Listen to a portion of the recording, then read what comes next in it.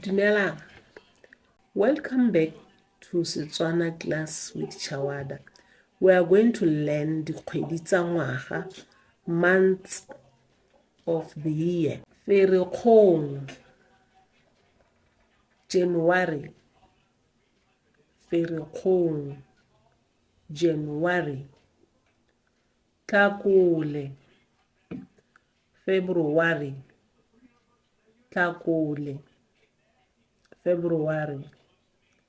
Mopitlwe, March. Mopitlwe, March. Moranang, April. Moranang, April. Motsheganong, May.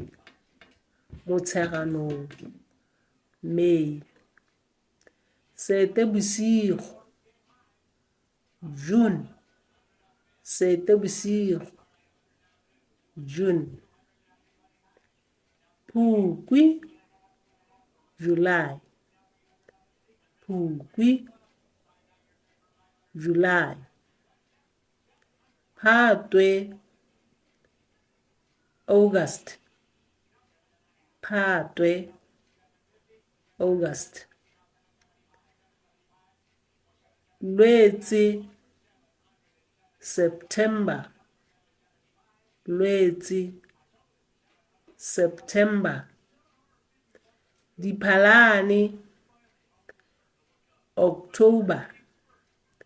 Diphalane, October.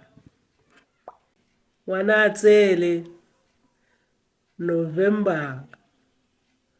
Ngwanatsele, November.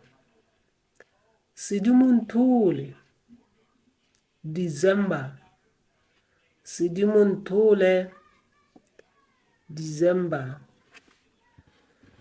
Join me next time as we learn days of the week. Go fitlhela re kopana gape mo nakong e tlang, go siame, salang sentle.